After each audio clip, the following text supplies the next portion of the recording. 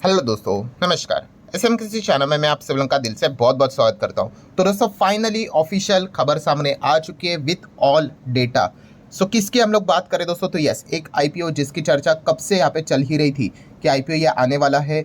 DRHP file यहाँ पे हो चुकी है, अप्रूवल भी यहाँ पे आ चुका है, बस अभी अनाउंसमेंट कब है वो देखना यहाँ पे बाकी था।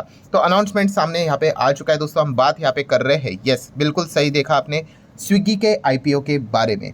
सो स्विगी का आईपीओ अभी हमारे सामने यहाँ पे आ चुका है। तो डेफिनेटली क्या ये आईपीओ अच्छा देखने को मिल रहा है या नहीं देखने को मिल रहा है, ठीक है। बहुत सारे डाउट्स जो आपके दिमाग में यहाँ पे रहेंगे कि अभी का ग्रे मार्केट प्रीमियम क्या चल रहा है, यही सबसे ज़्यादा दिमाग में चीज़ रहती है। प्लस उसी के साथ साथ एक अलर्ट वार्निंग भी है, उसको भी यहाँ पे मैं कवर करूंगा, ठीक है। एंड सबसे मोस्ट इंपॉर्टेंट चीज़ कि कंपनी के बिजनेस को भी हम लोग स्टडी करेंगे। बिजनेस मतलब ऊपर ऊपर से तो भाई इनका बिजनेस क्या है ये तो सबको भी पता है, ठीक है, बट फिर भी A to Z सारी इन्फॉर्मेशन आपको केवल इसी एक ही वीडियो में मिलने वाली है। तो चलिए लेट्स गो। सो स्टार्ट करते हैं सबसे पहले कि अबाउट द कंपनी आप देख सकते हो 2014 में कंपनी स्टार्ट यहाँ पे हुई थी। क्या प्रोवाइड करती है बिजनेस तो आप सभी लोगों को पता ही है। यस, फूड डिलीवरी वाला इनका बिजनेस हम लोग को देखने को मिल जाता है। मतलब जोमेटो जो काम करता है वही तो स्विगी हम लोग को देखने को मिल जाता है। प्लस उसी के साथ साथ सिर्फ फूड डिलीवरी नहीं, ग्रोसरी की अगर हम लोग यहाँ पे बात करें, हाउस होल्ड गुड्स की बात करें, मतलब इंस्टामार्ट, ठीक है, ये इनका क्विक कॉमर्स वाला बिजनेस है। ये भी इन्हीं के अंदर हम लोग को देखने को मिल जाता है। जैसे कि जोमेटो का ब्लिंकिट, वैसे ही स्विगी का इंस्टामार्ट, तो ये बिजनेस भी हम लोग को देखने को मिल जाता है। आप सभी लोगों को पता ही है कि ये जो बिजनेस है क्विक कॉमर्स इंस्टामार्ट जैसे, ये क्या है, फ्यूचर ओरिएंटेड बिजनेस है, ठीक है। सो हम ज़रूर यहाँ पे कह सकते हैं कि इन चीज़ों के चलते काफ़ी ज़्यादा हम लोग को चर्चा होती हुई देखने को मिलेगी। नेक्स्ट अगर हम लोग आगे बढ़ेंगे तो कंपनी ने बताया कि भाई उनके 5 बड़े बिजनेस यूनिट्स देखने को मिल जाते हैं। मतलब 5 बिजनेस है। एक तो फूड डिलीवरी हो गया, then out of home consumption की अगर हम लोग बात करें, रेस्टोरेंट विजिट अगर आप करते हो, इवेंट्स के लिए जाते हो, तो वो भी आप स्विगी के थ्रू करवा सकते हो। देन अभी जो हम लोगों ने पढ़ा क्विक कॉमर्स मतलब इंस्टामार्ट की, वो यहाँ पे बात कर रहे हैं। देन उसी के साथ साथ B2B डिलीवरीज की अगर हम लोग बात करें, business to business, warehousing logistic की बात करें, तो उसमें भी इस कंपनी का सप्लाई चेन डिस्ट्रीब्यूशन का काम है।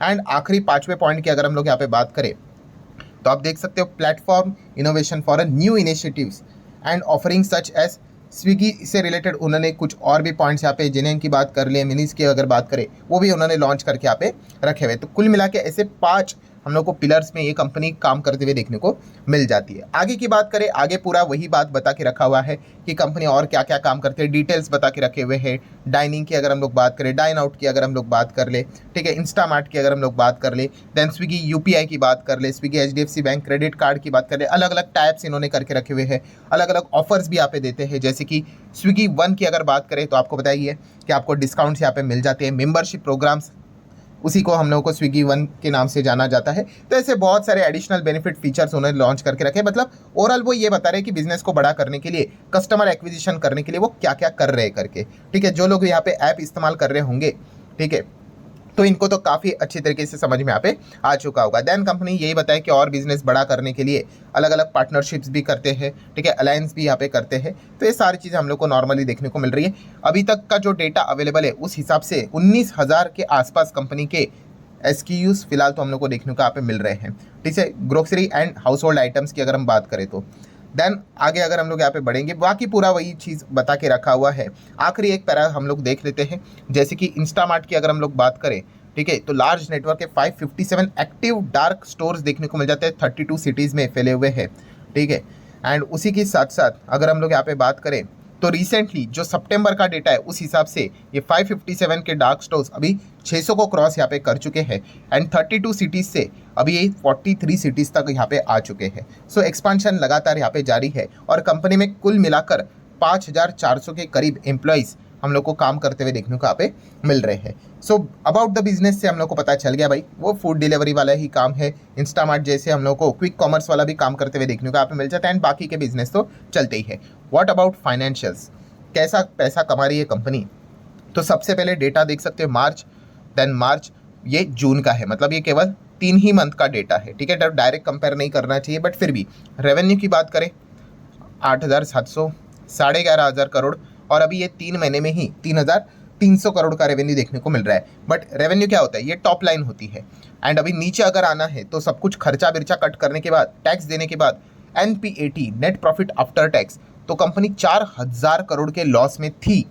देन नेक्स्ट ईयर 50% कम होके 2000 करोड़ का नेट लॉस नज़र आ रहा है, और अभी और कम होके 600 करोड़ का लॉस नज़र, मतलब कम यहाँ पे हो रहा है। ये पॉइंट फिलहाल तो देखने को यहाँ पे मिल रहा है।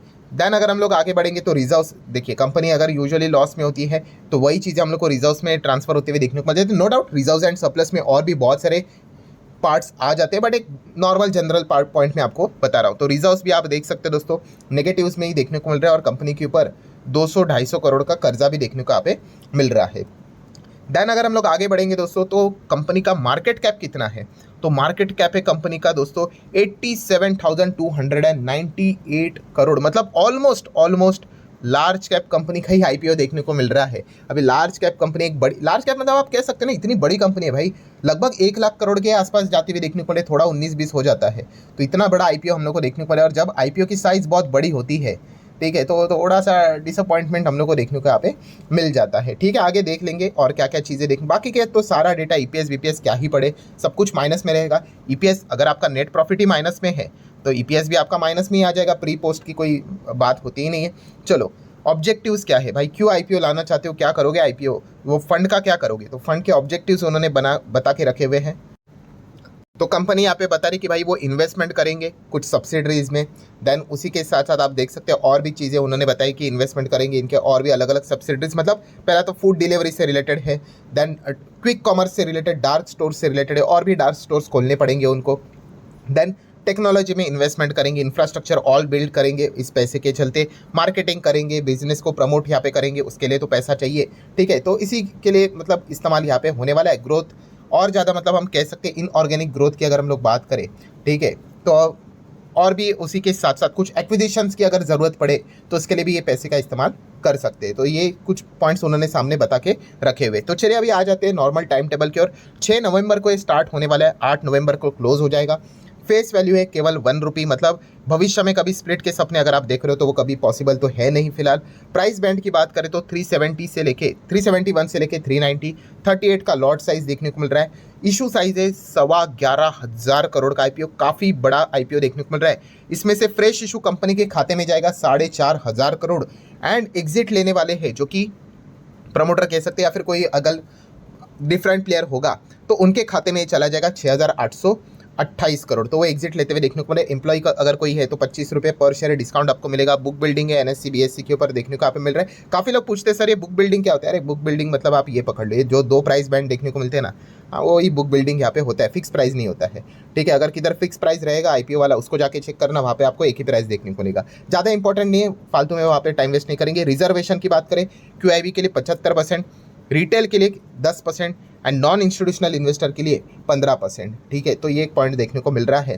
देन टाइम टेबल की बात करें, जैसे अभी देखा 6 को ओपन, 8 को क्लोज, 11 तारीख को अलॉटमेंट मिल जाएगा, 12 तारीख तक रिफंड आ जाएगा। जिनको मिला है 12 तारीख को शेयर्स डीमैट में क्रेडिट हो जाएंगे, और 13 तारीख को 13 नवंबर को एक और नई कंपनी शेयर बाजार में लिस्ट यहाँ पे हो जाएगी। बाकी ये यूपीआई का मैंडेट बिंडेट अभी ये तो पुराना बात हो चुका है, हर किसी को बच्चे को पता है। देन ये भी साइज़ भी आपको पता ही है, रिटेल कैटेगरी 15,000 का नीचे। ठीक है, अगर आप स्मॉल एचएनआई में अगर जाते हो तो 2 लाख के ऊपर, 10 लाख के नीचे, और बिग एचएनआई में अगर कोई जाता है तो 10 लाख के ऊपर। तो ये बेसिक चीज़ें हम लोग देख ही लेते हैं। प्रमोटर होल्डिंग की बात करें तो 63.56% आईपीओ लाने से पहले प्रमोटर के पास हम लोग को फिलहाल तो देखने को मिल रहा है। मतलब वो 75-25 वाला मतलब कोई झमेला हम लोग को देखने को नहीं मिल रहा है, जस्ट अ फॉर्मेलिटी के लिए बता दिया। अभी आ जाते हैं दोस्तों मोस्ट इंपॉर्टेंट पॉइंट कि भाई ग्रे मार्केट क्या चल रहा है। ठीक है, बहुत सारे लोगों का इसी के ऊपर फोकस होता है, बिकॉज बहुत सारे लोग जो आईपीओ में अप्लाई करते हैं लिस्टिंग गेन के लिए ही करते हैं। ठीक है, वो जीएमपी देखकर ही यूजुअली मन बनाते हैं कि जाना है कि नहीं जाना है करके। तो जीएमपी फिलहाल तो चल रहा है दोस्तों इतने बड़े आईपीओ का। अभी मैं वीडियो बना रहा हूँ 3%, चलो राउंडेड पकड़ लो, कितना 3%, मतलब 390 का प्राइस है, 11 रुपये बता रहा है। ठीक है, ये देखकर ही काफ़ी लोगों का मूड ऑफ होते हुए देखने को यहाँ पे मिल जाएगा, जो स्पेसिफिकली कंपनी के बिजनेस में ज़्यादा इंटरेस्ट नहीं रखते, सिर्फ जीएमपी देखकर आईपीओ इन्वेस्टिंग का काम यूजुअली यहाँ पे करते हैं करके। ठीक है, तो जीएमपी जब बहुत ही ज़बरदस्त देखने को मिल जाता है तो इंटरेस्ट बढ़ जाता है। ये कम देखकर आईपीओ वाले, सिर्फ लिस्टिंग गेन वाले जो टारगेट करने वाली जो ऑडियंस होती है, उन्हीं का सबसे ज़्यादा डीमैट अकाउंट जो ओपनिंग हुआ है, इतने सारे मल्टीपल जो डीमैट अकाउंट हम लोग को ओपन होते हुए देखने को मिल रहे हैं उनका बेसिक टारगेट यही होता है और उसमें कोई गलत नहीं है भाई, ठीक है। हर किसी को पैसा यहाँ पे कमाना है, उसी के लिए तो चीज़ें देखी जाती है, करी जाती है। एंड फिलहाल हम देख सकते हैं केवल 3% का ही JMP नज़र यहाँ पे आ रहा है। देन अगर मैं बात करूँ, एक वार्निंग भी आप लोगों के सामने यहाँ पे जरूर रखना चाहूँगा। कौन सी है वार्निंग? तो दोस्तों फेड की बैठक भी है, ठीक है। फेड की बैठक की तारीख अगर मैं आपको बता दूं 6 नवंबर से लेकर 7 नवंबर, या IPO क्लोज कब होगा? 8 नवंबर, ठीक है। तो फेड का आउटकम देख लेना, वो एग्जैक्टली क्या करते हैं। क्यों ऐसा? क्योंकि बाजार, अगर अमेरिकन बाजार में कुछ वॉलेटिलिटी अगर आई तो वो वॉलेटिलिटी पूरी दुनिया भर के बाजार में आएगी, तो हमारे बाजार में भी आएगी। एंड ये तो एकदम बॉर्डर पे खड़ा है, 2-3% का ही JMP फिलहाल तो देखने को मिल रहा है। कल कुछ 19-20 हुआ, ठीक है। एंड बाजार में अगर प्रेशर आ गया तो आपको पता है JMP उड़ने के लिए टाइम नहीं लगता है। तो ये एक वार्निंग वाला साइन भी मैंने आप लोगों के सामने यहाँ पे पेश करके रखा हुआ है। तो आप चाहो तो इन सारी चीज़ों को स्टडी करके कंसिडर कर सकते हो कि क्या करना है करके। सो आशा करता हूँ दोस्तों वीडियो हेल्पफुल लगा होगा। चाहो तो लाइक एंड शेयर कर सकते हो। मिलते हैं अगले वीडियो में, तब तक के लिए बाय बाय।